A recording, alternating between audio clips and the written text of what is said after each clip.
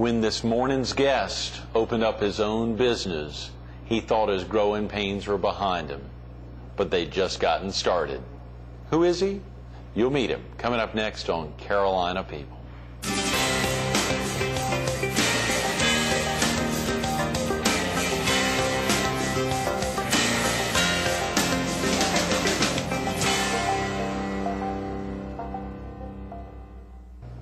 Good morning. Welcome to Carolina People. This morning we're at the Real Estate Career Institute on the corner of Highway 17 Bypass and Wachesaw Road in Murrells Inlet. We're focused on growing a small business, and we're visiting with Russell Fowler, the co-owner of the Haberdashery Gentlemen's Clothier, Absolutely. the Haberdashery, and of course the Blackwater Market there in historic downtown Conway. Right. We loved being there last week, Russell. It was really a treat. And of course, you and Tracy were kind enough to open each morning while we were there at the Haberdashery Gentlemen's Clothier. A beautiful location. We enjoyed having you. It was great. We had a tremendous lineup last week, and kicking off the week with Murray Hartzler, the athletic director there of Francis Marion University. He was a superstar. Yeah. And of course, Carl Carriage there on Thursday, and Harlan, and somebody who's slipping me right now, but it was a great week. Good week. Yeah, absolutely. It really was. Thanks again for hosting us. And of course, being there last week, hearing you and Tracy talk a little bit about getting a loan to build out the Blackwater Market, it sounded like a great story, and wanted to open the opportunity to get you down here. Yeah, in 2000 it seemed like an easy venture, but 4 years later it was like whatever hair was left was gray, and Right. my wife was about ready to leave me. And there'd be other reasons why your hair would have turned gray, let alone having to do the Blackwater Market with all the stuff you and Tracy are involved in. Yeah, it keeps you busy from sunup to midnight. Absolutely. Real quick about yourself, Russell. You originally from the area?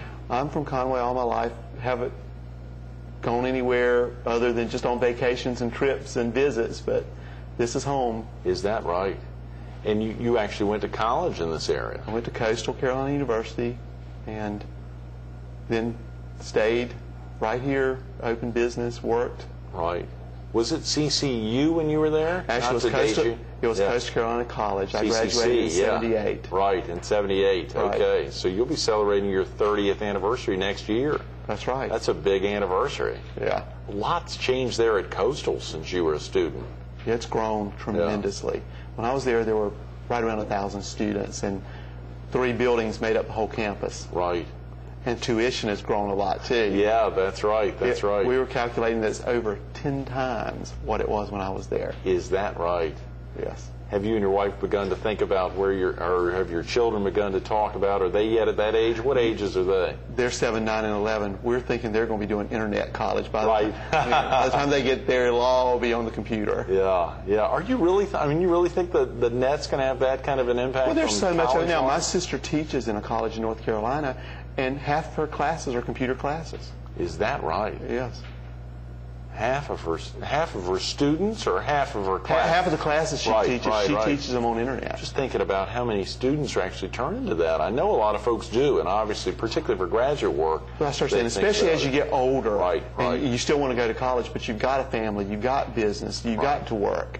Yeah. You know, the computer it allows you to go to college whatever time of day you want to go to college, and you can take whatever classes you need to take. You're not limited to the number of students in a class. Sure, sure. So, the Haberdashery Gentlemen's Clothiers there, obviously in downtown Conway. Has it been in Conway from the get-go? We opened in 1988 in downtown Conway. Right, right. We stayed there until 2004 when we moved around the corner to the Blackwater Market. Right, fantastic. Give viewers a little sense of what that was like back in '88. I think I saw a little bit about, was it Main Street USA, or there was an opportunity there. For a little while, you've been with some other retailers. Have you always thought about being in retail? Well, when I was in college, I was in pre-med. Right. But decided I wanted to be a photographer, but at 20, nobody can get a job as a photographer. Nobody will hire a 20-year-old, especially, I was a very small 20-year-old, so I looked about 14. No, Russell, yeah. So, couldn't get a job as a photographer, and got an opportunity to go to work at the Belk store in Conway just for an Easter break, to try to pick up some slack on Easter. Right. And ended up staying for 7 years. Is that right with Belk? Right. Great group. And found out that I enjoyed people, I enjoyed merchandise, I enjoyed everything that goes with the retail end of life. So it was almost like Christmas is a high when you have thousands of people coming through the store in a whole month, and you get to see all the people, and they're happy and they're fun, not like if you're working in the medical profession and when you see people, they're sad and sick. Right, at times. So it's just the total other end of the spectrum. They get to dress up and look good, and it makes them feel good. Right, right. And you were at the Belk there in Conway. Yes. On the main, on 501. I'm telling you, I've been in Conway all my life. Yeah. Well, now, didn't you work at the beach for a little while? Was there a stint at People's? Well, there was a store called Peabody's that I actually left Belk, and I managed Peabody's for about 3 years before I got the opportunity to come back to Conway. Is Peabody still around? No, they closed shortly after I left there. Listen to that. Yeah, Right. I left, they closed. No, that's a big move. And so, well, it's really, I was there for 3 years, and it's tough to have a business that is a upscale quality business in Myrtle Beach, because it's really so tourist oriented that the people that come to Myrtle Beach are thousands and thousands and millions, but they're not looking for upper end quality clothes while they're on a short vacation. Sure, good point, good point. So I actually did more business in Conway when I moved back to Conway the first year than I did in Myrtle Beach the last year I was there. Is that right?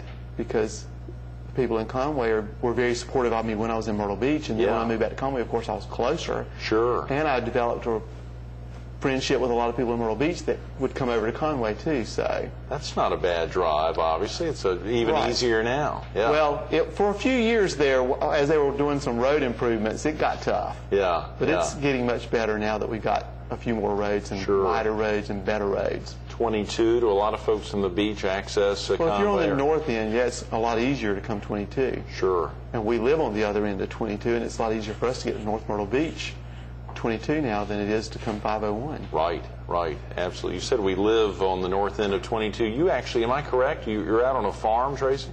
Russell, excuse me. I was thinking you and Tracy are both out on a farm. Right. Share with viewers real quick that story. When I got married, we bought a farm. Because I grew up on a farm, actually, in the country. Where the college is now, my grandfather owned a lot of the land that's now Coastal Carolina University. Right. And it was a farm back then with cows and dogs and chickens and ducks and all that kind of stuff. So when I was older and time to get married, I decided that I wanted my kids to be raised on a farm, same type place that I was raised on. So we actually went out and bought a farm out in the Cool Springs area.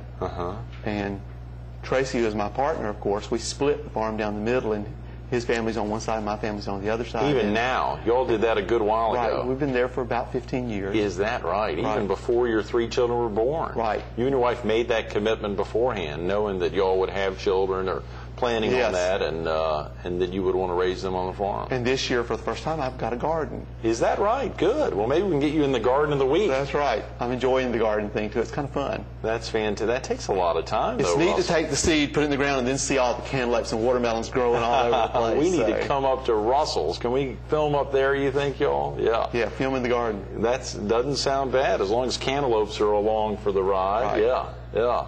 Of course, so much has to happen, whether you're out on a farm in Cool Spring or you're there in historic Conway and trying to think about how you get folks in and continue to grow your business.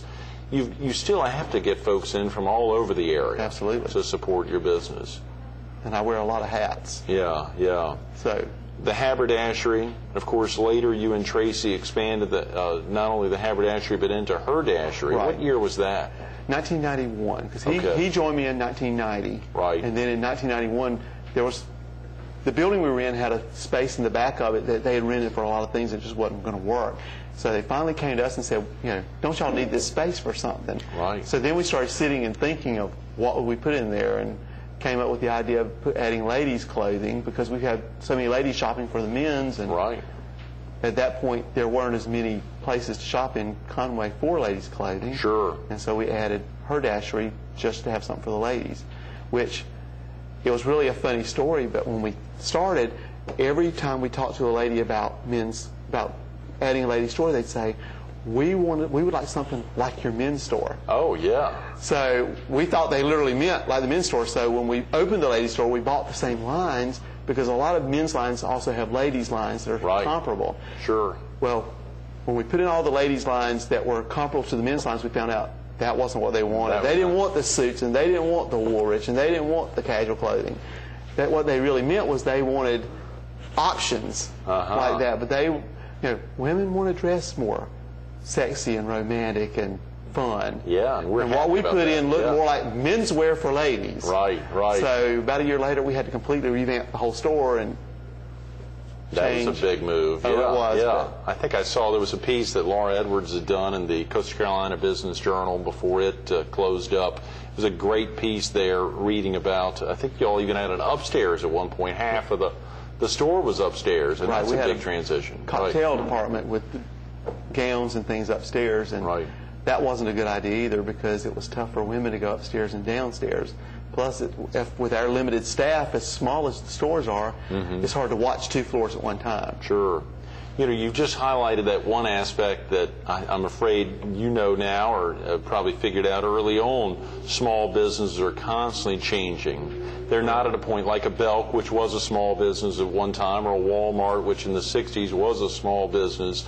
They've now gotten to essentially not a cookie cutter, but an approach they know that'll work in markets, market to market. Small businesses constantly are like Belk was in the early days. They're starting and making changes, saying, no, we can't have a second floor. We're going to keep it all on a ground floor, or if we have a second floor, it'll be an escalator. I mean, you'll expand to those big opportunities. That's pretty exciting to know that you're planning something, it's going to happen. Right. You're going to make that happen and determine whether it works or not. And with small business like we're in, just like with the ladies store, one year you can be one thing and the next year you can be the other thing because you can completely change the concept. Right. If you make the decision to do it, you can go in the store and completely re-merchandise it. If we decide we want the wall a different color, we just go in there and paint it. You can't do that in the other stores. Yeah. But you just have the flexibility to make changes. It was back in the late 90s, was it, that you all determined, I think I saw in that same piece that Laura Edwards had done, that you may need to look at, or a lease was ending and you wanted to think about possibly doing something different. We had a 15-year lease in the building that we were originally in. Right. And we were realizing that in 2003 that lease was going to end. Right. And we made several attempts to purchase the building, which we always ended with dead ends. They weren't willing to sell the building at that point. So, trying to protect our future, we started looking into other options for where we were going to go without moving very far. So in a building, the property that we're on now burned in 1997, just one night, the whole building burned down. Is that right? What's now the Blackwater Market? The Blackwater Market, the building burned, so it was flat to the ground. The only thing that was left were the existing walls that were basically communal walls with other buildings and facades and that type of thing. So the city acquired that property in 1999 because it had sat vacant for so long and couldn't seem to get redeveloped. So they acquired the property and started looking for some way to redevelop the property. Right. And that's the process that we ended up with the piece of property. Yeah. Because we had actually been slightly interested in the property and even talked to Tiffany Paul, who was Larry Paul's daughter, about the property before the city acquired it. And then when the city acquired it and put it out for bids, we gave them a proposal for the property. And they liked our proposal, so they went with it. That's fantastic.